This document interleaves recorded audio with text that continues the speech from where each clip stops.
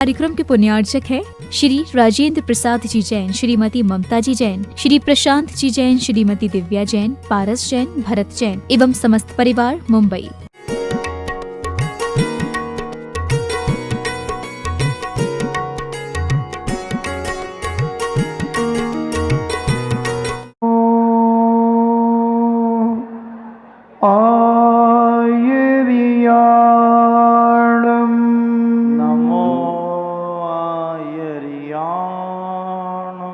इणमो उबज्झायाणम्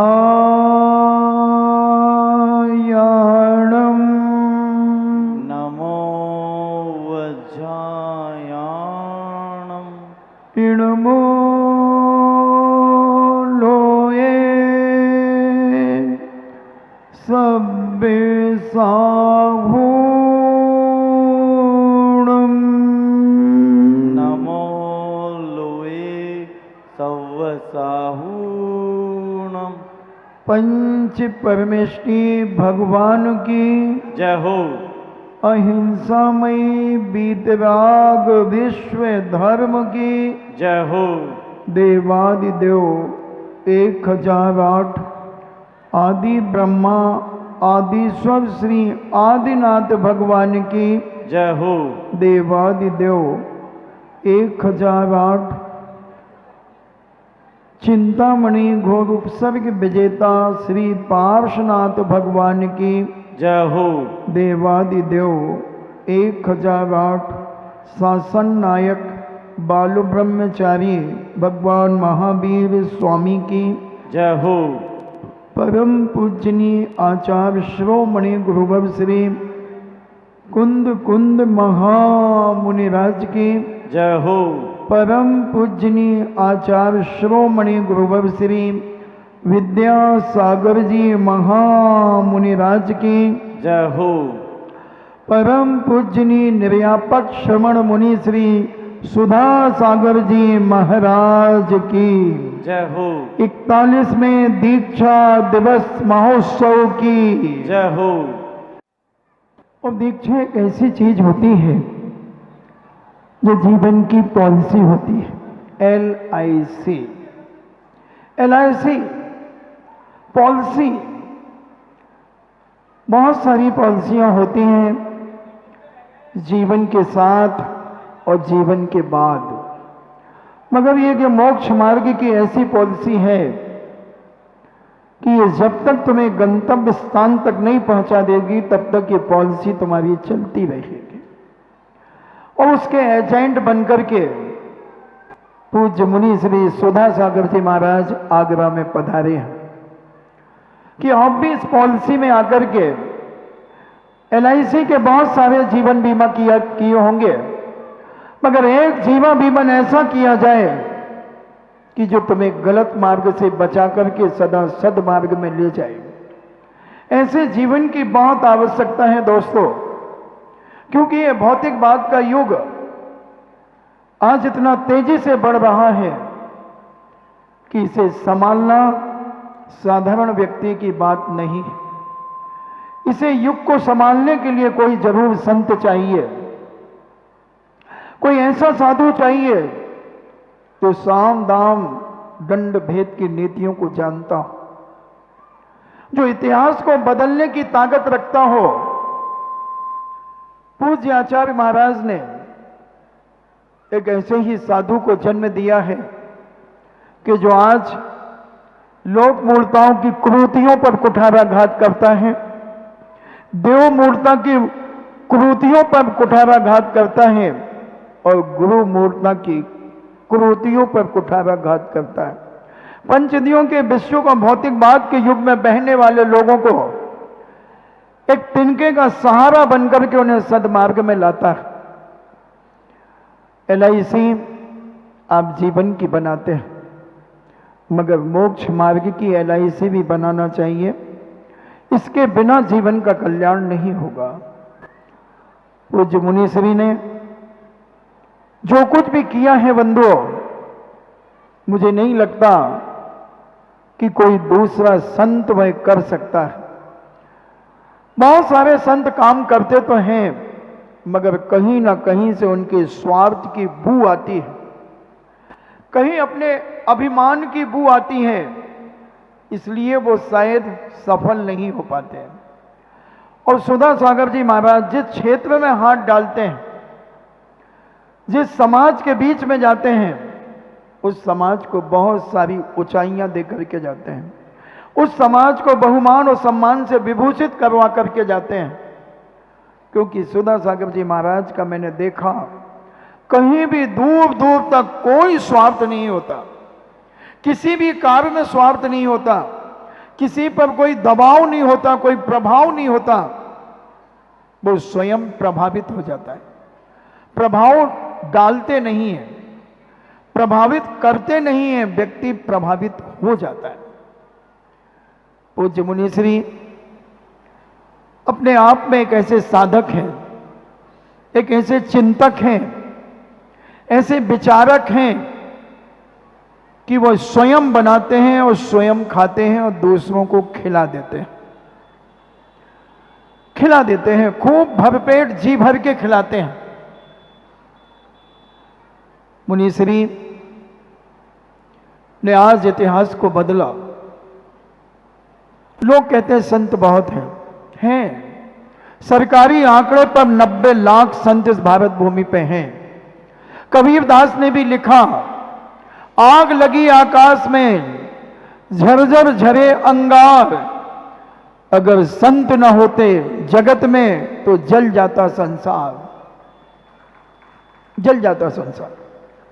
संतों की बहुत बड़ी कृपा होती है।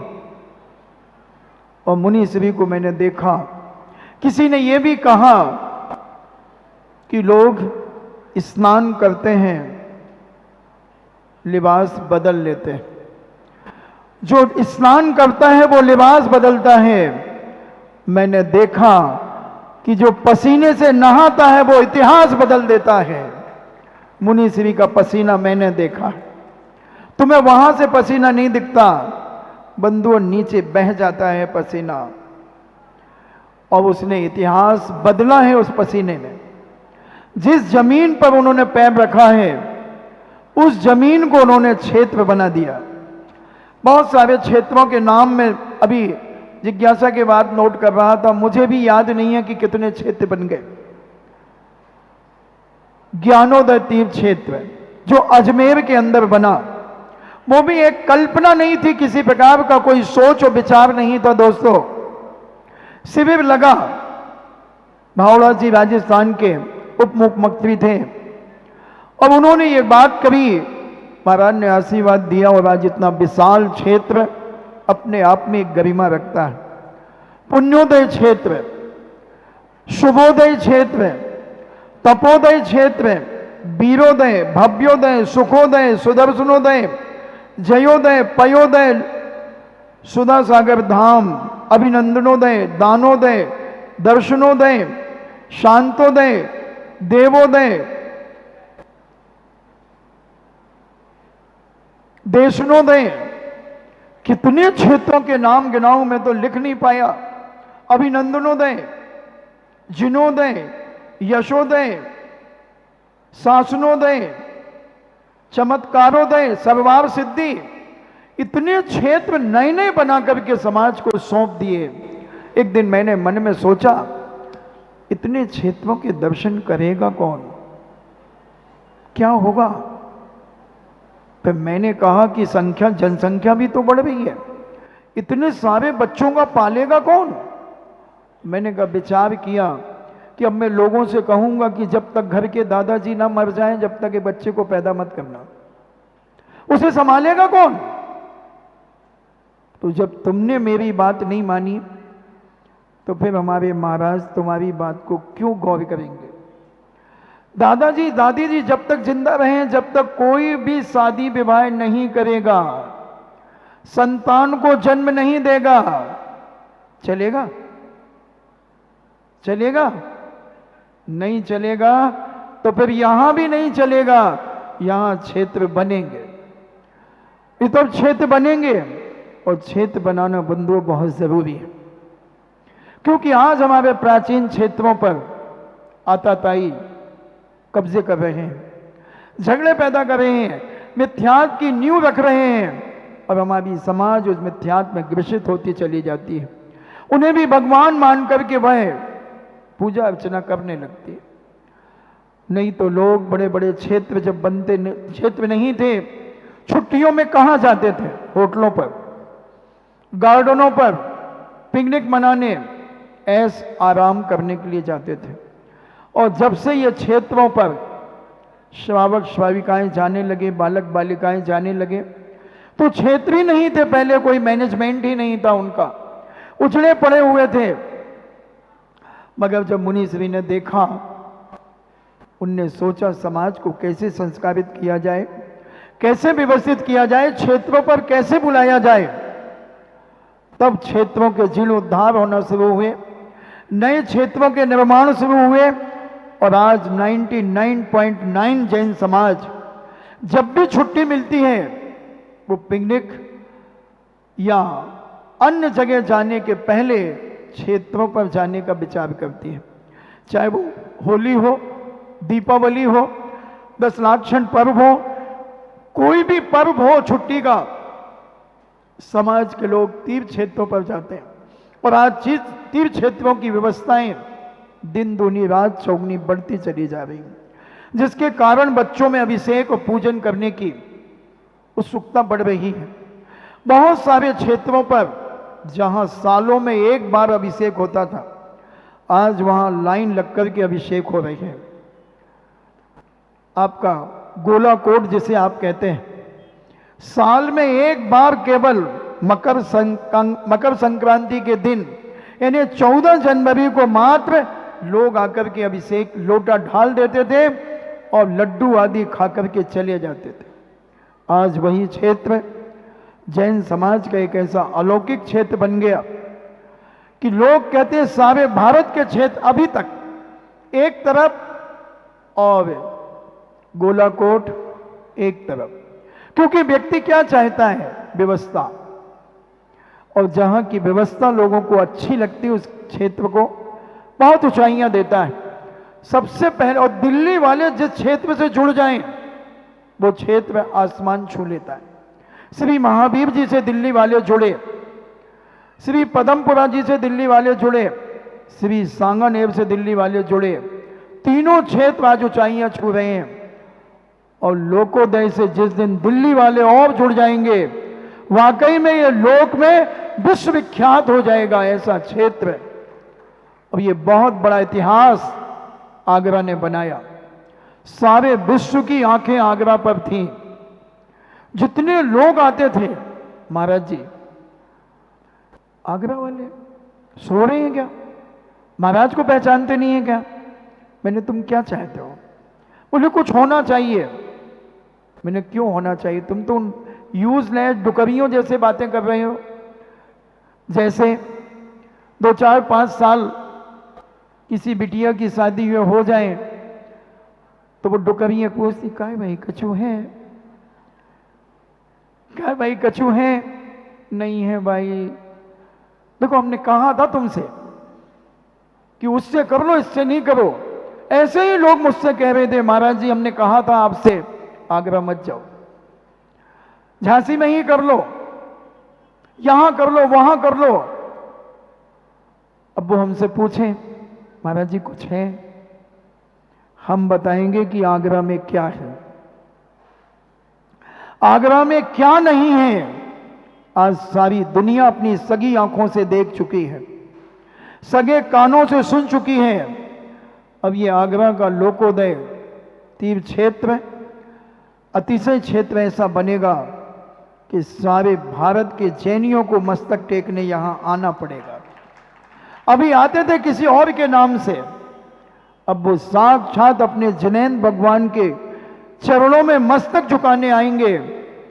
और सारा विश्व का, देश विदेश का व्यक्ति जरूर उसकी कलाकृति को देखेगा, उस स्थान को देखेगा, उसका अतिशय देखेगा और उसका चमत्कार देखकर नमस्कार किए बिना नहीं रहेगा बंधु। क्योंकि क्षेत्रों का एक ऐसा ही अतिशय होता है। और मैंने देखा मुनि श्री के आशीर्वाद से, प्रेरणा से कम 50 क्षेत्र नए बने हैं। कुछ भी नहीं था, कुछ भी नहीं था। और आज वो क्षेत्र इतने चमत्कारिक हैं कि लोग एक बार जाते हैं, अनेक मनोकामनाएं पूरी होती चली जाती हैं। क्योंकि शूर मंत्र देने वाले की साधना का भी प्रभाव बहुत बड़ा पड़ता है, वास्तु का प्रभाव भी पड़ता है, प्रतिष्ठाचार का भी प्रभाव पड़ता है, और उस पुण्यार्जक का भी कितनी सद्भावनाएं हैं उसका भी प्रभाव पड़ता है कि उसने कितनी भावना से उस क्षेत्र में अपना सहयोग दिया है, पुण्यार्जन किया है। ये सारी चीजें मिलकर के क्षेत्र पर अतिशय प्रदान कराती हैं, अतिशय होते हैं। शांति धारा आज सारे विश्व में विख्यात है दोस्त। आदमी को कभी भी परेशानी होती है और शांति धारा के लिए दौड़ता है आदमी। इसका एक बहुत बड़ा अतिशय मैं आपको बताता हूं। हमारे दादा गुरु ज्ञान सागर जी महाराज जब ब्रह्मचारी अवस्था में थे, सीकर की बात है, राजस्थान की राणौली के छावड़ा गोत्री परिवार से थे। बनारस आदि पढ़ने के बाद जब वो लौट करके आए तो वह अपने राणौली गांव में रहा करते थे। पूज्य शांति सागर जी महाराज के किसी शिष्य का संग राणौली पहुंचा और वो महाराज शूद्र जल का त्याग कराते थे। शूद्र जल का त्याग करते थे लोग, बहुत कम लोग आहार देते थे। एक महिला ने शूद्र जल का त्याग करके पूज्यवर को आहार दिया। जब वो घर लौट करके गई, उसकी देवरानी जेठानियों ने कहा, पागल हो गई है क्या? कौन पलवाएगा तेरा शुद्ध जल का त्याग? जा वापिस करके आ। अब वो पहुंची वापिस तो देखते हैं सभी साधु संत सामायिक पर बैठ गए। पंडित भूरामल जी बैठ रहे थे। उन्हें यही क्या कर रही है? बहुत तेज थे, क्रांतिकारी थे। यहां क्या कर रही है? बोले वो नियम वापस करने आए। बोले बनिए की दुकान है जो कोई नियम वापस करने आई है, चल हट। तो उन्होंने कहा, ब्रह्मचारी जी सुनिए, मेरे 7 बच्चे होकर के मर चुके हैं, एक भी बच्चा नहीं है मेरा, और पूरे परिवार के साथ मैं रहती हूं। 3-4 जेठानियां हैं, 2-3 देवरानियां आदि मिलाकर के पूरा परिवार। और वो जेठानियां कहती, कौन पलवाएगा तेरा नियम?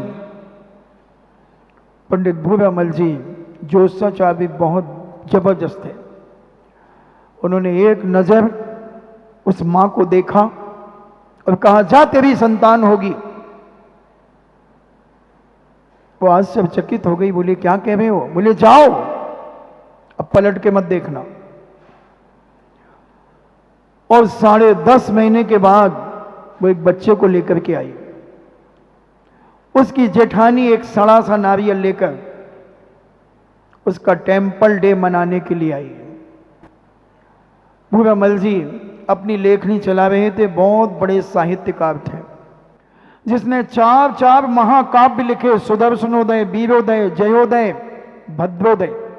संस्कृत के 4 महाकाव्य जो बड़े बड़े विद्वान कालिदास, हर्ष आदि की टक्कर के थे। 30 ग्रंथों का सृजन उन्होंने किया। वो अपनी लेखनी चला रहे थे और जब उस महिला ने पलट करके दर्शन करने के बाद पलटी, भूरामल जी को देख करके चीख मार करके रोने लगी। भूरामल जी ने कहा, क्या हुआ बहन, क्या हुआ बिटिया? बोले आपने आशीर्वाद तो दिया था कि तुम्हारी संतान होगी, हो तो गई है। फिर बोले क्या दिक्कत है? बोले ये अष्टावक्र है, हाथ पैर बिल्कुल आड़े तिरछे हैं, उंगलियां तिरछी हैं, गर्दन तिरछी है, कमर तिरछी है। उन्होंने कहा अच्छा? 1 सेकंड नहीं लगा और कहा कि शांति धारा करा लो। वो कहती कोई नहीं कराएगा, किसी की रुचि नहीं है धर्म के ऊपर। उन्होंने कहा जाओ मैं कर लूंगा। कोई अच्छा दिन देखकर उन्होंने शांति धारा की और उस बच्चे के घर जाकर के उसे गंधोदक लगाया और कहा कि 2 घंटे इसको चद्दर से ढांक देना, कोई उघाड़ना मत। 2 घंटे बाद चद्दर हटा देना। 2 घंटे बाद चद्दर को जब हटाया तो बच्चा पूर्ण स्वस्थ था। जब वो व्यक्ति, वो बच्चा 65 साल की उम्र में हमें 1998 के चातुर्मास में सीकर में मिला, परमानंद मोदी। उस समय वो 65 साल के थे। उन्होंने कहा, महाराज जी, मैं आपके दादा गुरु का एक संस्मरण सुनाना चाहता हूं।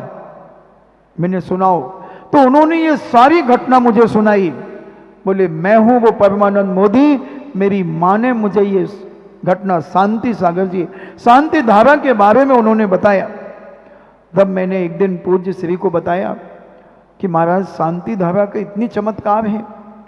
महाराज ने उस शांति धारा के एक एक बीजाक्षर पर चिंतन किया, ध्यान किया, साधना की, और जब उसका प्रभाव उनको पता चला, तब उन्होंने सारी दुनिया को यह शांति धारा का महत्व बताकर आज अनेक मिथ्या दृष्टियों को सब मार्ग में लगाकर सम्यक दृष्टि बना दिया।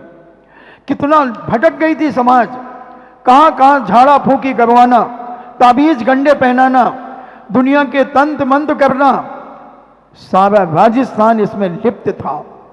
सारा यूपी अभी भी लिप्त है। यूपी भी धीरे धीरे गंडे ताबीज छोड़ रहा है। तो ये जब महाराज ने ये शांति धारा का प्रभाव सारी दुनिया के सामने परोसा, आज लोगों की आस्था और विश्वास इतना तेजी से बढ़ा कि ऐसा कोई मंदिर नहीं है जहां शांति धारा ना होती हो। और पहले फ्री में लोग अभिषेक नहीं करते थे बंधुओं, कौन जाएगा अभिषेक करने, और आज पैसा देकर के लाइन लगी है अभिषेक करने की। किसने कराया? जब सांगानेर हम गए थे 1994 में, उस मंदिर के पास कुल 600 रुपए थे। 600 जानते हो ना? कुल 600 रुपए।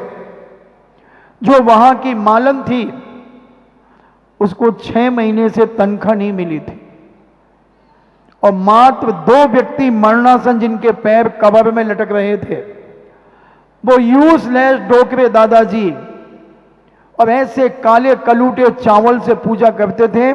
50 ग्राम चावल भी इकट्ठे नहीं होते थे। हमने अपनी सगी आंखों से देखा है। और मात्र हम दर्शन करके हमें वहां से निकलना था, क्योंकि राजस्थान की गर्मी से हम तृप्त हो गए थे। इतनी जबरदस्त भीषण गर्मी थी, दिन भर पसीना बहता था, जैसे कोई कलश हमारे ऊपर से कर रहा हो। जगह ही नहीं थी बैठने की। महाराज जी ने आदिनाथ भगवान के दर्शन किए, खड़े रहे। मैंने कहा, महाराज जी चलो, बाहर जलूस खड़ा है। बोले, सोचते हैं, और रुक कर के 46 दिन वहां रुके। और जब 1994 में वहां से भूगर्भ से प्रतिमा निकाली गई, फिर 1999 में निकाली गई, फिर 2017 में निकाली गई। आज वही सांगानेर लाइन लग करके अभिषेक होता है। प्रतिदिन सैकड़ों व्यक्ति अभिषेक करते हैं, और वो आदिनाथ भगवान सांगानेर के सारे विश्व में विख्यात हो चुके हैं। बिल्कुल कोई मतलब नहीं था वहां के लोगों को उस मंदिर से। पूज्य श्री ने अपनी साधना के बल पर उस मंदिर को जीवित कर दिया। उसके वास्तु दोष निकाल करके राज मंदिर में आप 24 घंटे देखो, आप प्रति क्षण वहां दर्शनार्थी मिलेगा। नाइट में रुक करके सुबह अभिषेक करके यात्री जाएगा। राजस्थान में 24 चतुर्मास हुए बंधुओं।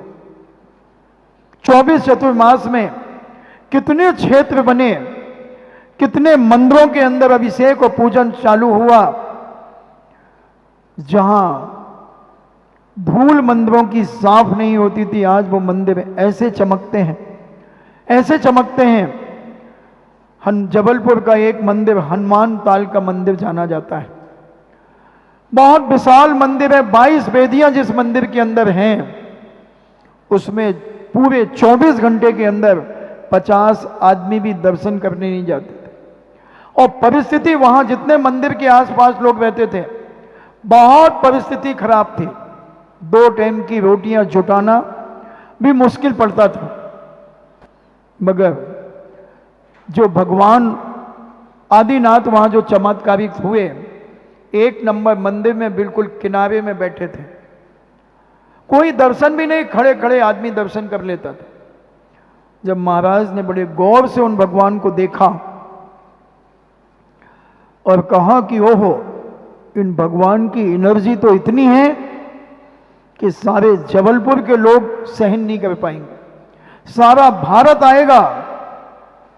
और जब उनका स्थानांतरण कराया, अब उस मंदिर का जीर्णोद्धार हुआ, उस मंदिर में जाने के बाद ऐसा लगता है कि हम बहुत विशाल क्षेत्र के अंदर भ्रमण कर रहे हैं।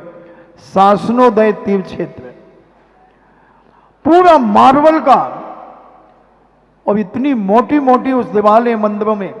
महाराज का इंजीनियर से भी कम दिमाग नहीं है। इंजीनियर की बात आ गई तो आपको सुना दो। देवगढ़ के अंदर मंदिर बहुत नीचे थे और अंधकार रहता था मंदिरों में। महाराज 1991 का चातुर्मास ललितपुर कर रहे थे और गर्मी वहां पर की। महाराज ने कहा इंजीनियरों को बुलाओ, इन मंदिरों में प्रकाश कैसे आएगा। मद्रास से, बंबई से 3 इंजीनियर आए बड़े बड़े। उस समय 91 में जो 5,000 रुपए प्रतिदिन मंदिरों को देखने के लिया करते थे, और उन्होंने देखा, 2-3 दिन देख करके कहा महाराज जी कोई जरिया नहीं है, ये सारे मंदिर खोलना पड़ेंगे और खोल करके ऊंचा करना पड़ेगा, तब इसमें उजाला आएगा। महाराज कहते हैं भाई साहब हमारे केसलुंच भी हो जाएंगे तो ये 41 मंदिर खोल करके कोई नहीं बना सकता, पत्थर के मंदिर। बोले कोई जरिया नहीं। महाराज जी ने कहा ठीक है, वो अपना पैसा लेकर के चले गए। महाराज जी सामायिक में बैठे हैं, उन्हें वो मंदिर ही घूम रहे हैं, सामायिक में मंदिर ही दिख रहे हैं। क्या किया जाए, क्या किया जाए। सामायिक से उठने के बाद बच्चों से कहा इधर आओ, सब्बल है। बोली महाराज जी मिल जाएगी। बोले लाओ, इस पिलर को खोदो, ये कितने नीचे तक ये पिलर है। 2 फुट एक पिलर को नीचे की मिट्टी हटा दी, 2 फुट की। बोले वाह, और नीचे भी है। बोले और नीचे 3 फुट की मिट्टी खोद दी, और नीचे पिलर है, और नीचे है। बस बोले बस करो, सब पिलरों को 3-3 फुट खोद दो, मंदिर अपने आप ऊंचा हो जाए। सारे मंदिरों के 41 मंदिर या 44 मंदिर हैं, सारे मंदिरों को 3-3 फुट खोद दिया गया, मंदिर अपने आप ऊंचे हो गए। पुरातत्व विभाग वालों ने बहुत एक्शन लिया। एक टंडन जी थे, उनके साथ उनके पीए गुप्ता जी आते थे। तो बस टंडन जी ने कहा महाराज ये बहुत बड़ी रिस्क का काम ले रहे हैं आप। महाराज ने कहा क्यों। मेरी ही धरोहर है, मैं ही उसमें पूजा पाठ करने के लिए बंदेज है मेरे लिए, आपने बोर्ड लगाया कैसे। क्या हुआ, वो बहुत बड़ी बात है। जब पंच कल्याणक हुआ उसके पहले पुनः टंडन जी आए और गुप्ता जी के हाथ में पलस्तर बंधा हुआ था। महाराज ने प्रवचन में कहा गुप्ता जी पुरातत्व नष्ट कर दिया तुमने, पुरातत्व नष्ट कर दिया। बोले क्या हुआ महाराज। बोले हड्डी टूट गई थी, पलस्तर क्यों बंधवाया। पुरातत्व नष्ट कर दिया। यथावत हाथ को रहना चाहिए, जैसे तुम कहते मंदिर जैसा है वैसा ही रहना चाहिए। क्या ये तरीका उचित है। मैंने आज दर्शनीय इस क्षेत्र को बनाया है और आपने अपने हाथ को सुधारा है, हम भी मंदिर को सुधार रहे हैं। टंडन जी घबरा गए। और क्या पंचकल्याणक हुआ, उसी पहाड़ के ऊपर पंचकल्याणक हुआ। कलेक्टर ने सर्वे किया और कहा महाराज आपकी समाज पंचकल्याणकों में लाखों की आती है और यहां मुश्किल से 25,000 लोग भी नहीं आ सकेंगे, आप ये पंचकल्याणक किसी और जगह करिए। तब महाराज उस समय हम आचार्य श्री के साथ मुक्तागिरी में थे। महाराज जी के प्रवचन की कैसेट मेरे पास आई। महाराज कहते हैं कलेक्टर जी सुनो, मैं सारे विश्व के लोगों को चुनौती देता हूं कि वो इस पंचकल्याणक में आ जाए और एक भी व्यक्ति ये नहीं कहेगा कि मुझे जगह नहीं मिली। एक भी व्यक्ति नहीं कहेगा। ये चैलेंज है, क्योंकि मुझे भगवान शांतिनाथ का आशीर्वाद है और मेरे गुरु आचार्य विद्यासागर जी महाराज का आशीर्वाद है। दुनिया की कोई ताकत यहां न विघ्न कर सकती है। उस समय एक सरदार जी सुद्धू एसपी थे और उन सुद्धू ने भी बहुत कहा महाराज जी बहुत अनर्थ हो जाएगा। महाराज ने कहा कुछ नहीं होगा। और लाखों की जनता उस पंच कल्याणक में आई और हर व्यक्ति यही कहता है इतनी जगह पड़ी है, 2-4 लोग तो यहां खड़े हो जाएंगे, वहां भी 10-20 खड़े हो जाएंगे। पता नहीं कहां से लाखों की जनता प्रतिदिन उस पंच कल्याणक में आई और फेरी के दिन 2-3 लाख की जनता चारों तरफ पहाड़ी पर, और हर व्यक्ति यही देख रहा है कि जगह तो अभी है। और जब काउंटिंग की गई पब्लिक की, लाखों की तादाद में पहुंची। महाराज का एक अतिशय कुछ अलग ही है। वो कहते नहीं है, करते हैं। वो कहते नहीं है, अतिशय है। साधना जबरदस्त है। कब सोते हैं, कब पढ़ते हैं, कब क्या करते हैं बंधुओं, किसी को कुछ नहीं पता। मगर जहां पैर रख देते हैं वो स्थान तीर्थ बन जाता है। सुदर्शनोदय तीर्थ जैसे आमा के नाम से हम जानते हैं, कुछ नहीं था वहां पर। एक टेकरी के ऊपर 3 पिलर खड़े थे और मुश्किल से 2-2 फुट की दीवार 10 बाई 10 की पर टेकरी पर थी। हम लोग जंगल के लिए गए थे। महाराज ने पूछा वो क्या है? बोले महाराज जी हमारी नसिया है।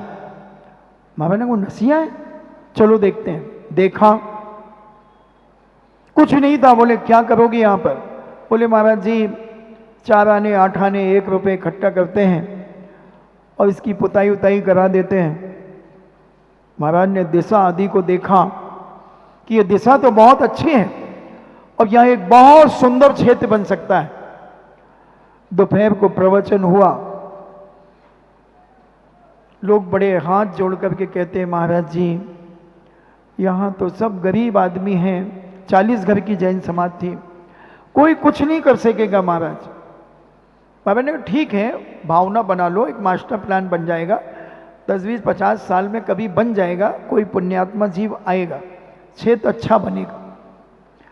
प्रवचन चल ही रहा था, एक दादाजी उठे जो 90 अंश का कोण होकर के चलते थे, उनकी कमर इतनी झुकी हुई थी। बोले महाराज जी पूरी 24 मेरे तरफ से। महाराज ने कहा क्या कह रहे हो, होश में हो? बोले होश में हूं, पूरी 24 मेरे तरफ से। समाज के लोग खड़े हो गए। बोले महाराज जी इनको पूरी 24 नहीं देना, हम भी बनाएंगे, हम भी बनाएंगे। 15 मिनट में 24 के पूरे नाम आ गए। बड़े मंदिर राज जिसने भी सुदर्शनोदय तीर्थ क्षेत्र आमा के दर्शन किए, अभी किए जब हमारे चतुर्मास के बाद, नंदीश्वर द्वीप आदि कितनी नीचे जमीन, जिसके पास 10 बाई 10 की जमीन थी, आज वहां कम से कम 50 बीघा जमीन होगी और बड़ा विशाल क्षेत्र बना। भोजनशाला आदि सारी व्यवस्थाएं हैं। एक नहीं ऐसे अनेकों क्षेत्र पूज्य श्री ने अपनी साधना के बल पर निर्माण करवाई। और जिस क्षेत्र पर शांति धारा शुरू हुई, आज वह क्षेत्र ज्ञानोदय तीर्थ क्षेत्र में प्रतिदिन लाखों की शांति धारा होती है। जब से 2017 में पद यात्रा करते हुए मुनि सुरतनाथ भगवान को लाया गया था ज्ञानोदय तीर्थ क्षेत्र के अंदर। और क्या अतिशय, एक और दान का अतिशय सुना दूं। जब ज्ञानोदय तीर्थ क्षेत्र की चर्चा चल रही थी और 11 लाख रुपए की 24 निश्चित की गई पाषाण के मंदिर की, एक विधवा महिला खड़ी हो गई और वो 11,000 का मंदिर समझी। उसने कहा मेरा नंबर, पहला मंदिर उसने लिखा दिया। बागचंद गदिया अध्यक्ष थे। उस दिन 17 मंदिर 11-11 लाख के आ गए। उस महिला ने जब मंदिर लिखाया बड़ी प्रसन्न थी कि मैं अपने एक अंगन बेच करके कैसे भी करके 11,000 दे दूंगी। 3 बेटे थे, छोटी सी लोहे लंगड़ की दुकान थी। बच्चा कहीं बाहर गया था बड़ा वाला, वो लौट के आया तो मोहल्ले के लोग कहते वाह सेठ जी आ गए, सेठ जी आ गए। उसने कहा भाई सेठ क्यों कह रहे हो? बोले तुम्हारी माँ पहला मंदिर ज्ञानोदय तीर्थ क्षेत्र का बोल के आई है। बोले कितने का? बोले 11 लाख का। क्या बात करते हो? बोले हाँ। वो घर गया, उसने माँ से पूछा, बोले चुप रहे, तू मत देना, मैं अपने ये सब कंगन अंगन हार आर बेच करके दे दूंगी। बोले माँ 11,000 में कमरा नहीं बनता, तुम मंदिर बनाओगी और पत्थर का बनाओगी? दिमाग खराब तो नहीं है? अगर हम मकान और दुकान बेच दें तो 11 लाख नहीं इकट्ठे होंगे। माँ कहती पागल है, 11,000 का है। 8 बजे सुबह मेरे पास आए और बोले महाराज जी मंदिर कितने का? मैंने कहा 11 लाख का है। बोले मम्मी बोल के गई है और हमारी तो हैसियत ही नहीं है। मैंने कोई बात नहीं, कैंसिल कर दो, कोई बड़ी बात नहीं। हमने कहा बहुत सारे लोग आ जाएंगे। जब आज 17 हो गए, आज 7 और बचे, हो जाएंगे, अगले संडे को हो जाएंगे। बोले मंदिर तो बनेगा महाराज जी, कहीं हमारी माँ को ये ना लगे कि आज मेरे पति नहीं है और मेरे 3 बेटे मेरे मंदिर को, मेरी वाणी को वापस लेना पड़ेगा।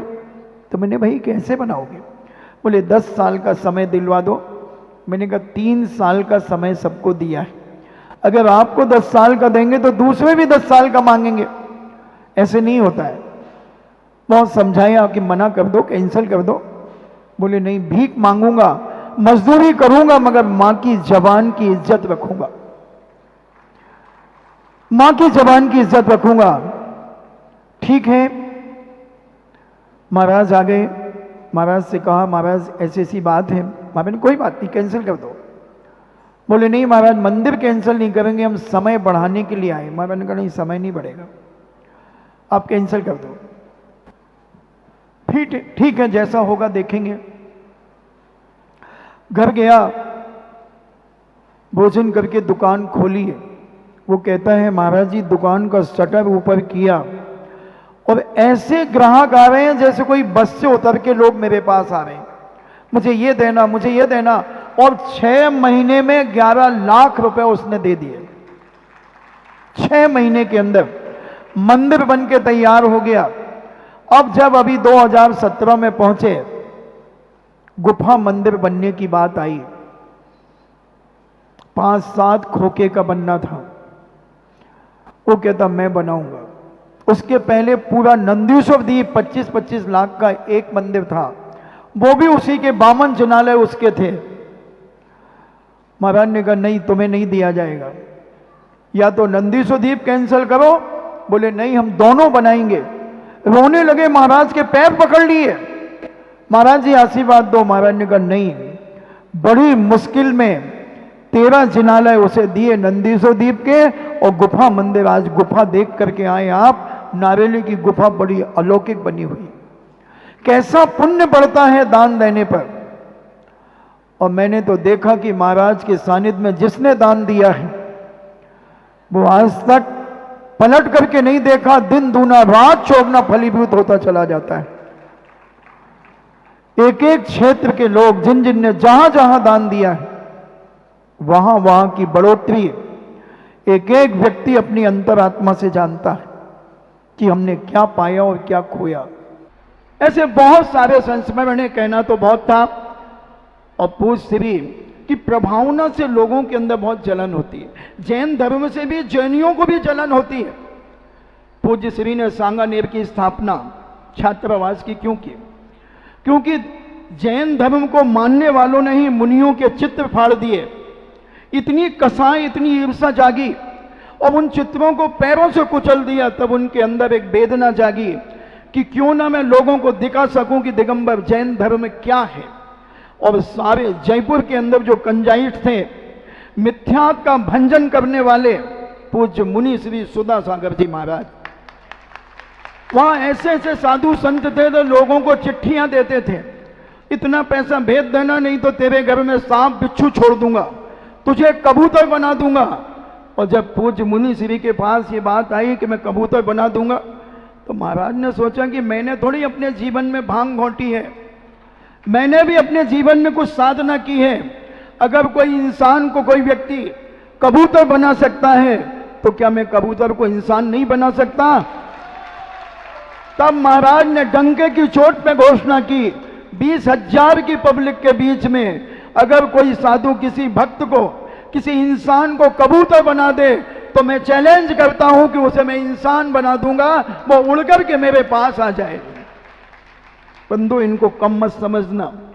अगर सुधा का उल्टा कर दो, धांसू सागर, धांसू सागर। तो ऐसी अनेक अनेक चीजें जिन्होंने करुणा के भी बड़े धनी हैं, जब मंच पे बैठते हैं तो ऐसा लगता है कि बहुत खूंखार होंगे, दहाड़ते हैं। अभी मैंने पढ़ा कि जो बब्बर शेर होता है, जब वो दहाड़ता है तो वो 8 किलोमीटर तक उसकी आवाज गूंजती है, मगर सुधा सागर रूपी बब्बर शेर जब दहाड़ता है तो 222 देशों के अंदर उनकी आवाज जाती है। और सारा विश्व आज महाराज श्री की जिज्ञासाओं को सुनकर के आनंद विभोर होता है, क्योंकि बहुत सारे प्रश्न विदेशों से भी आते हैं। तो ये दहाड़ बंधुओं, और जब पूज्य श्री भी विचार कर रहे थे कि सुधा सागर कब आएगा, और जब हम लोग पूज्य श्री के दर्शन करने के लिए कुंडलपुर पहुंचे, तब आचार्य श्री ने कहा अब आ गया है शेर, अब ये दहाड़ेगा। आचार्य श्री जब चांदखेड़ी से पूज्य श्री ने भूगर्भ से प्रतिमा जी निकाली, क्योंकि बहुत सारे साधु संत वहां आए और सभी कहते थे कि भूगर्भ में प्रतिमा है, मगर किसी साधु ने हिम्मत नहीं की, कोशिश तो बहुत की मगर वो नहीं निकाल पाए। और जब अमोलक चंद जी चूना वालों ने महाराज से कहा, वहां के अध्यक्ष थे वो, कि महाराज जी भूगर्भ में प्रतिमा है, आचार्य विमल सागर जी महाराज कह करके गए हैं कोई ऐसा साधक आएगा जो भूगर्भ की प्रतिमा निकालेगा। जब महाराज ने वो बात सुनी तो पूछा कि क्या है? बोले महाराज यहां भूगर्भ में प्रतिमा है। महाराज को विश्वास नहीं हुआ, क्योंकि वो कहते हैं विश्वास में बास है बिस्का, आशा में छुपी है निराशा, शब्दों के संग न बहना, सुन लो मेरी बहना। सारी दुनिया को उन्होंने कहा। स्वप्न में वह किशन सिंह मड़िया जिन्होंने वो मंदिर का निर्माण कराया था, वो भूत श्री के स्वप्न में आए। हम गुरु भक्ति के लिए गए, महाराज ने कहा स्वप्न आया है। तो मैंने कहा महाराज जी आज क्या है? बोले सप्तमी। मैंने आज का स्वप्न तो बिल्कुल अति शीघ्र मिलने वाला है इसका फल। और महाराज ने फिर वो प्रतिमाएं निकाली जो स्फटिक मणि की विश्व की सबसे बड़ी प्रतिमा है बंधुओं, उसके दर्शन सारे लोगों को कराए। 1994 में भूगर्भ सांगानेर से प्रतिमाओं के दर्शन कराए। उसी समय किसी ने एक कांच की प्रतिमा बना करके एक पंडाल में रख ली और लोगों को बुला रहे हैं कि आओ यहां फ्री में अभिषेक करो, और वहां खोखे के खोखे देकर के लोग अभिषेक कर रहे हैं। पहचान होती है रत्नों की। तो पूज्य श्री ने कर्नाटक, महाराष्ट्र को उत्तर भारत में ला दिया। इनकी करुणा की मैं बात कर रहा था। करुणा इनकी इतनी, जब महाराष्ट्र के अंदर बाढ़ आ गई, त्राही मात्राही मचने लगी, तब पूज्य श्री ने घोषणा कर दी कि कैसे भी हो उनको बचाओ। और सारे राजस्थान के लोगों ने, भारत के लोगों ने वहां के लिए सहयोग दिया। और आर.के. मार्बल्स वालों ने पूज्य श्री से आशीर्वाद लेकर 108 नए मकान बनाकर के वहां के लोगों को दिए। 108 मकान क्या होते हैं बंधुओं दोस्तों। मुनि श्री ने गौशालाओं के बारे में जितना किया, असंभव असंभव असंभव। आचार्य विद्यासागर जी महाराज के बाद अगर कोई भारत में साधु है बंधुओं, तो पूज्य मुनि श्री निर्यापक समर्थ पुंगव सुधा सागर जी महाराज। किसी भी तरीके से मैंने आज तक नहीं देखा कि महाराज जी कोई प्रवचन के लिए तैयारी करते हो। बहुत सारे साधु डायरियां लेकर के बोलते हैं, और पूज्य श्री को किसी भी वक्त किसी भी मंच पे बैठा दो, किसी भी मंच पर, और 1 घंटे 1.5 घंटे से तो इनकी भूख मिटती नहीं। 1.5 घंटे के पहले तो ये डकार लेते हैं।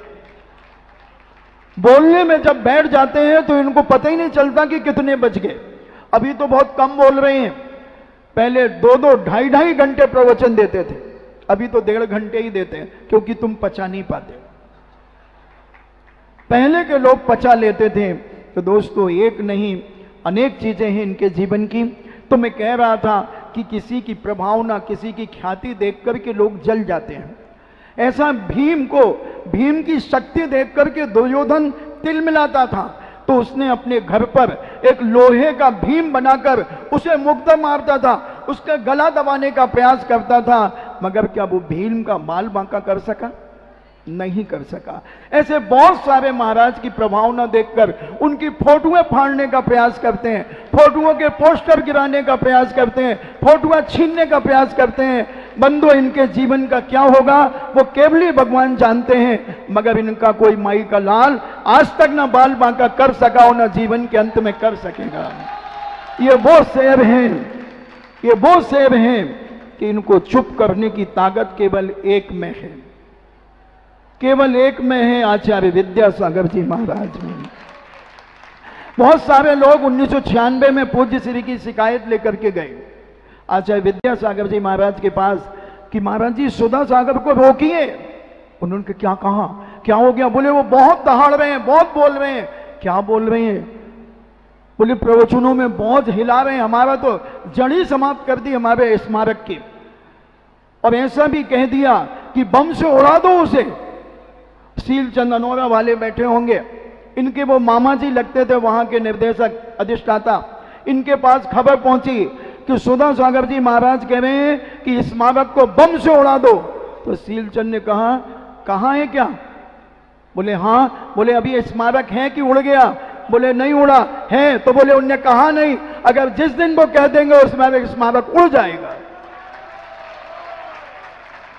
क्योंकि इस मंच से जो घोषणा होती है निष्पक्ष होती है, निस्वार्थ होती है। कोई अपना जीवन को बनाने के लिए कोई मठ नहीं बनाया जाता। इनकी साधना, इनकी प्रभावना, इनके जीवन के संघर्ष और संभावना अभी इतनी बाकी है, इतनी बाकी है संभावनाएं कि आप सोच भी नहीं सकेंगे कि लोकोदय तीर्थ क्षेत्र बनेगा। और कौन सोच रहा था कि इतना बड़े, इतने कलशों का वह बनेगा? मगर कितनी देर लगी, मुश्किल से 2 माला नहीं फिरी और उतनी देर में घोषणा हो गई। बंधु, मैं एक बात कह दूं, आप बुरा नहीं मानना, सुधा सागर जी महाराज को केवल ज्ञान नहीं होना चाहिए, इनको केवल ज्ञान नहीं होना चाहिए। बस मुझे बहुत बड़ा दर्द है, तो मैं क्या चाहे तो केवल ज्ञान हो जाना चाहिए? नहीं होना चाहिए। सुधा सागर महाराज को केवल ज्ञान नहीं होना चाहिए, मगर मोक्ष जरूर हो जाना चाहिए। केवल ज्ञान क्यों नहीं होना चाहिए? अरे पागलो, अगर इन्हें केवल ज्ञान हो जाएगा तो तुम्हें उपदेश कौन सुनाएगा? जहां समोसमण लगेगा तुम जा पाओगे क्या? इसलिए अभी चलने दो। और मैंने और विचार किया, क्योंकि पंचम काल में मोक्ष नहीं है, तो आचार्य विद्यासागर जी महाराज जब आदि व्याधि उपाधि से परे जब वो समाधि लेंगे 150 साल के बाद, तब वो सौधर्म इंद्र बनेंगे, क्योंकि पंचम काल में मोक्ष नहीं है। और सुधा सागर जी महाराज जब भी 100-200 साल के बाद यहां से समाधि पूर्वक जाएंगे तो ये कुबेर बनेंगे, क्योंकि कुबेर का काम है मंदिरों का निर्माण कराना, समोसरणों का निर्माण कराना। इतने तीर्थ इन्होंने बना दिए कि शायद इनको ही नहीं मालूम होगा कितने तीर्थ बना दिए, इतने तीर्थ बना दिए। जहां देखो जहां तहां मत पूछो कहां कहां, यहां वहां जहां तहां मत पूछो कहां कहां। इतने क्षेत्र में जिस नगर में जाते हैं और किसी से कहते कुछ है नहीं, किसी की तरफ देखते हैं नहीं। और कुबेर जब समोसरण तो सौधर्म की आज्ञा से बनाता है, और ये कुछ नहीं कहते। समाज जब निवेदन करती है तो उसमें 4 चांद जरूर लगा देते हैं। और जिस क्षेत्र में आप जाएंगे, उजड़े हुए क्षेत्रों को आज इतना विशाल सांगानेर को कौन जानता था बंधुओं? 1994 के पहले सांगानेर को कौन जानता था? और आज सारे विश्व में ऐसा कौन जैन समाज का व्यक्ति है जो सांगानेर को नहीं जानता? क्या था अजमेर के अंदर? 650 बीघा जमीन में ज्ञानोदय तीर्थ क्षेत्र, 650 बीघा जमीन, और ये किसी से भी भिड़ जाते हैं। जब नारेली का स्थान मिला कैसे मिली नारेली ये बता दूं। शिविर का समापन था, भावड़ा जी आए हुए थे, ललित बेदी, चतुर्वेदी आदि आए हुए थे। तो उन्होंने जब शिवार्थियों को देखा और कहा कि महाराज इनका स्थान कहाँ, ये सारे आपके साधु कहाँ रहते हैं। महाराज ने कहा कि हमें कोई मठाधीश हो, ये सब अपने अपने घर चले जाएंगे। बोले नहीं महाराज, आपकी जिस पहाड़ी पर, जिस स्थान पर उंगली उठेगी वो जगह हमारी सरकार आपको देगी। आप किसी भी तरीके से, आप जो भी जगह चाहें हम देंगे। कमेटी ने रजिस्ट्रेशन कराया, 200 बीघा की मांग की, 127 बीघा सरकार ने पास करके दे दी। और वह जब किसी कार्यक्रम में शेखावत स्वयं आए और कहा उन्होंने कि महाराज जी मैं पास तो हो गया। महाराज ने कहा कोई पास नहीं, हमारे तो यहाँ 100 में से 100 जिसको मिलते हैं वही पास माना जाता। बंधुओं, साधक के सानिध्य में जब कोई कार्य होते हैं तो उसमें कभी घाटा नहीं होता, क्योंकि महाराज सदा कहते हैं ये बीज बोना है, ये बीज बोया जा रहा है और बीज बो करके तुम फसल काटोगे। जब बीज ही नहीं बोगे तो फसल कहां से काटो। कभी भी अपनी शक्ति नहीं छुपाना चाहिए। तो मैं LIC के बीमा की बात कर रहा था। ये मोक्ष मार्ग LIC ही है। इसमें जितनी जितनी किस्त को आपको लेना हो, जितना जितना आपकी हैसियत हो, उतना उतना अपना बीमा करा लें। और बिना बीमा के किए हुए तुम्हारे जीवन का कभी कल्याण नहीं होगा बंधुओं। बीमा तो कराना ही पड़ेगा, चाहे 1 महीने में किस्त जमा करो या 1 साल में जमा करो, प्रतिदिन जमा करो, जमा करना ही पड़ेगी। बहुत हमने अच्छे से दीक्षा दिवस मना लिया, मगर तुम्हें याद कैसे रहेगा कि तुमने दीक्षा दिवस मनाया? कैसे याद रहेगा? अगर हम कोई ना कोई संयम अपने जीवन में अगर धारण करें, पूज्य मुनि श्री के 41वें दीक्षा दिवस के उसमें, तो हमें याद रहेगा कि हमने 41वें दीक्षा दिवस पर यह नियम लिया था। मैं तो कोई नियम की बात नहीं करता हूं, मात्र एक ही बात दुनिया के लोगों से कहना चाहता हूं कि बंधुओं फास्ट फूड का त्याग कर दो। मैं रात्रि भोजन की बात ही नहीं करता किसी से, क्योंकि फास्ट फूड त्याग करना बहुत अनिवार्य है रात्रि भोजन के त्याग करने के पहले।